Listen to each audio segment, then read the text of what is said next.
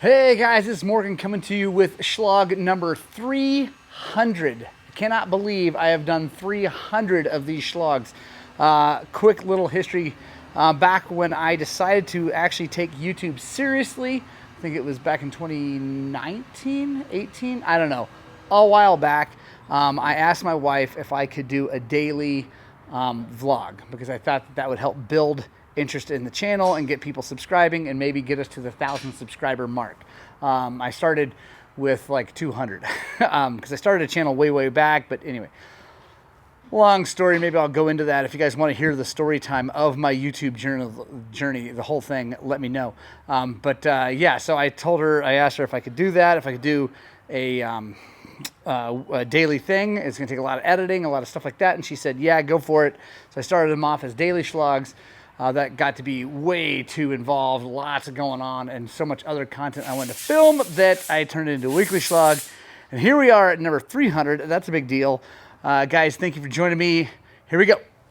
All right, guys, first on the list, we are working on Kenneth Keller's 300 XC. Finally. I've been kind of picking away at a few things. I got the top end done. We replated that cylinder. We had Millennium replate that cylinder. They did a great job, as always. It's on there. It's ready to go. We got new boot for the carb. And now we're putting in a new Bendix and greased up the flywheel and all that good stuff. So now we're going to put that on. We also put new bushings in the cover. New bushings. It's just stock bushings and the case and everywhere. So new bushing there. So just the stock ones. We didn't do the bronze bushings on this, partially because he doesn't feel like he probably needs it. He's not going to just beat on this thing a ton. And then also turns out he might be getting a newer bike anyway. So we're just going to make this thing work really good. We got a bunch of stuff to do to it, guys. I think I've mentioned it before. We've got wheels for it. We're going to valve the suspension. We've got a pipe, silencer. Anyway, lots of stuff. So let's get after it, and we'll get as much done as we can this week. We are racing this weekend, so it's going to be a little bit of a short week. And sorry again how short last week's Shlog was. Sometimes that happens. Anyway, let's get into it. Let's get this ignition cover on and buttoned up. Going to get the carburetor back on. We've rebuilt that. That was a while back. I don't know if I filmed it or not, but it's normal Kian PWK. Super simple, very brilliant carburetor. We're going to get that sucker on there. We'll get the subframe back down, because actually I can do the shock and everything with that down because this is a PDS bike, and that's a lovely thing about it. Also the radiators. I think I did mention that in a past Shlog. We have Flow radiator guards. He's got new radiators for this, but they're the aftermarket ones, and I don't think they're gonna work because they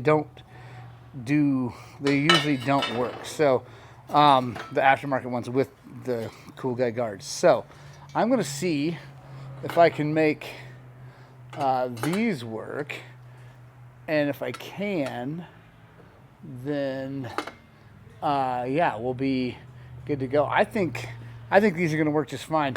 The only bend I'm seeing is this looks straight, but this one over here is a little bit in, but I should be able to chalk that up, pull that out. We should be good to go. So I think we're going to stick with stock radiators. I think that's going to be good. Oh, the other thing I had to do on this, I don't know if I mentioned it or talked about it, but I had to helicoil this. That bolt broke right off, and that is as I was backing it out. So anyway, let's get some stuff buttoned up.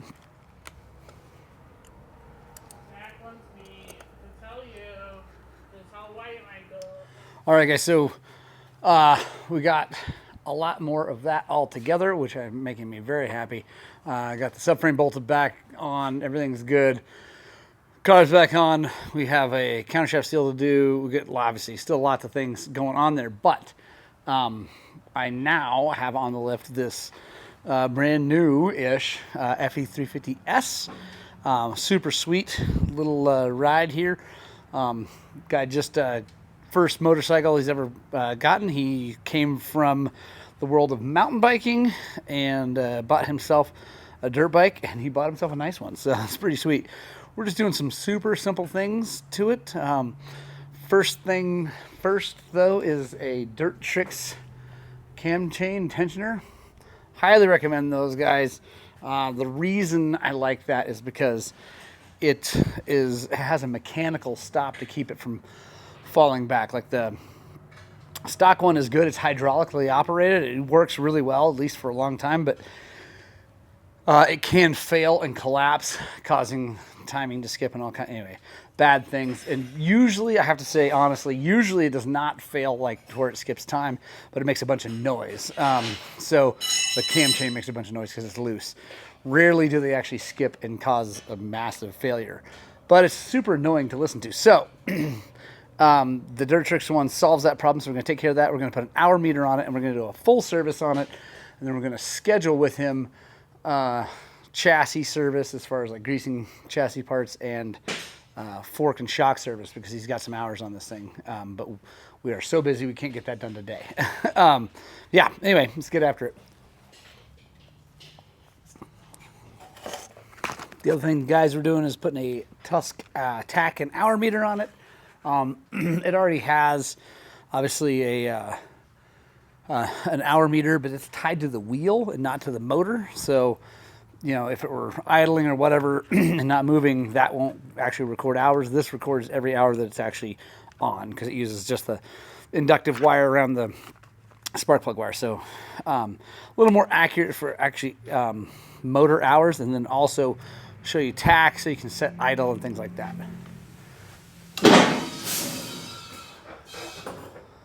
All right, guys, what we're doing now is I'm going to lock this thing at top dead center so that it can't move or shift while I have the cam chain tensioner out and skip time. So I don't have to fiddle with that again. And since our lovely people in the motorcycle industry have decided that Kickstarters are no longer necessary, you have to have another way to turn the motor over. I could take the ignition cover stuff off, but I'm going to show you another way to do it. Since the lock bolt is over here on this side, I want to be looking in there while I rotate the motor. It would be nice if there's a Kickstarter here, but there's not, so I'll show you the other way to do it. All right, so we get her up in the air. We're going to pull the lock bolt out, which is interesting. I think it's supposed to come with...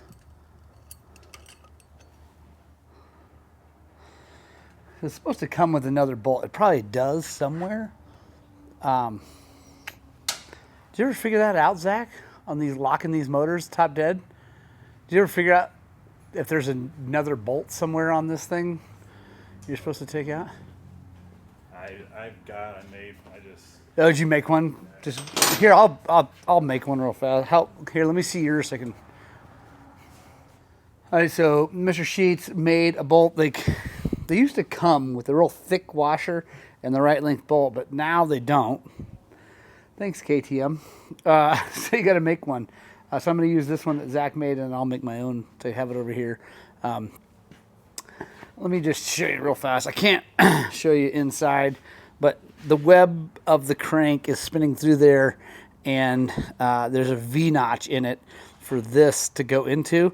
And so I'm going to put this thing in gear, use the tire to rotate the motor till it's right, and put that in to hold the thing at top dead center. You want to put it in top gear, highest gear. I mean, you don't have to go all the way to the highest gear. It's nice because that makes it easier for this to turn this.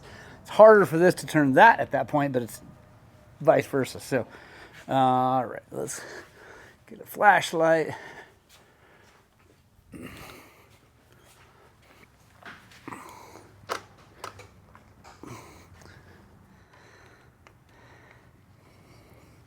And you don't have to go crazy, tighten it down, just eep. It'll fit right down into that notch, and now the motor will not turn over, which is good. Next things next. Let me show you here something I've learned from doing it wrong multiple times. You gotta, not wrong order, but you gotta take this plug out first, because first of all, it's kind of a pain in the butt to get it out of there without that in there, and then also it's hard to hold it still to, you know, break that loose. So just need an Allen in there. It might be actually this one. It is. A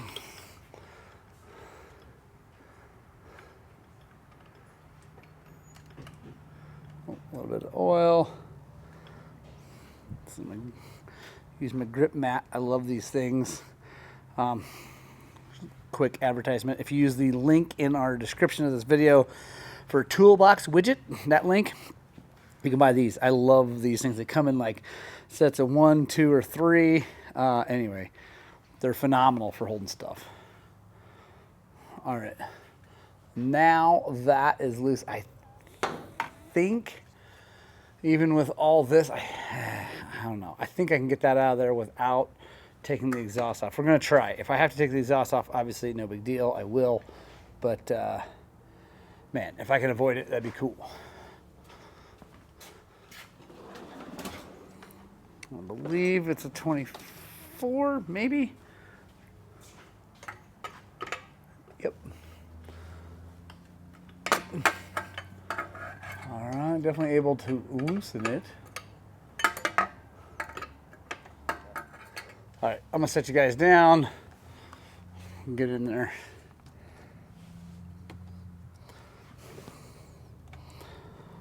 This easily could be one of those things where trying to save a step is gonna cost me time, but we're gonna give it a shot anyway. All right, guys.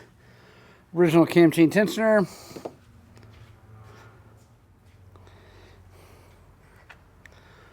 So guys, this got an O-ring. It goes on the, there's a little lip right there. And you gotta, there you go. You gotta rotate this thing till that collapses, and you put that on there. Now we're gonna slide this in. Now we'll take this, got our copper washer on there, make sure that's on there. Like I said, we got our O-ring in the right spot.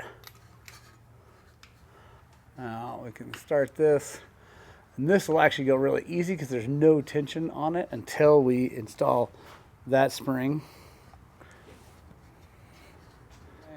All right, now I'm going to tighten it down and bring it back over when we do the last part.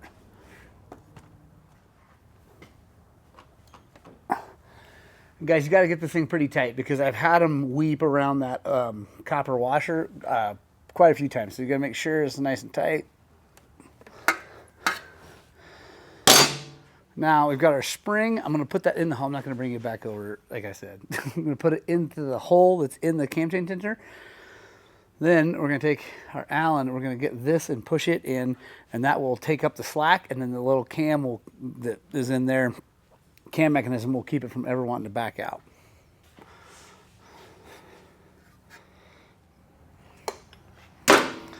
Boom, there we go. Honestly, that is so much easier than installing an OEM one, because the OEM one, you have to get it to collapse, and you can do that by, you go at like an angle. I forget. There we go. So it collapsed more. Anyway, you put that in, and then you have to come in here and jar it loose. And honestly, the only time I've ever had these things skip time is when I didn't get that jarred loose correctly or whatever, and then I went to go turn the motor over, make sure we're all good, and then skip time as I'm turning it over. Never had a failure in the motor, thank goodness, because I always check that work afterwards. But so anyway, DIRTBIKES way better. I know there's going to be someone on here that comments that they had one fail. I'm sure they have. It's very rare though. Everything fails at some point, but these things are great. Love it. Good to go. Triple check that, make sure it's nice and tight. There we go. All right, that is done. Now, our meter. Like I said, we're going to put it up in here. I didn't tell you that before, but I'm telling you that now because I told the customer. Our meter is going to go right there. So we got to wrap the wire around the spark plug wire, and then we'll feed it up through here, make it nice and pretty, stick it to the frame right there, and then we'll be on to doing the service. Actually, I need to get that air filter off real fast, get that cleaned and drying while anyway. It's all about the process. All right, guys, we got the hour meter mounted up. Nice and tucked in tight. I checked, oh, there we go. nice and tucked in tight. And I check to make sure it does not hit when this goes full lock to the right. I got the wire routed up, over, down, and on here. Guys, tech tip there, when you wrap that thing around, just use some electrical tape to secure it, and you're good to go. So that is ready to rock. I'm pretty sure I'm checked everything else already. I torqued the fork pinch bolts. These ones were good at 12 Newton meters, but I actually tightened these down to 20. I know it says 17 or 15, I don't know. I go to 20 because there's nothing sliding past this up here, nothing's piston moving, and a little bit tighter helps keep it from twisting as easily when you just tip over. So I do that. I've hit everything else. I tightened his chain up a little bit. Yeah, everything else is ready to go. So I'm just going to button this thing back up. I'm going to check the oil because I don't know if he wants us to change that or not. In fact, I think he's actually outside, so I might just go ask him.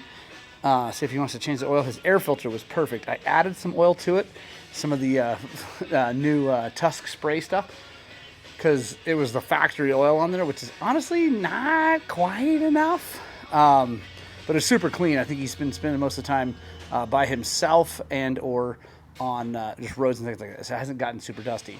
So I just added some oil to it because it just seemed a little bit light. So yeah, that's about it for this thing, guys. We will get on to the next job.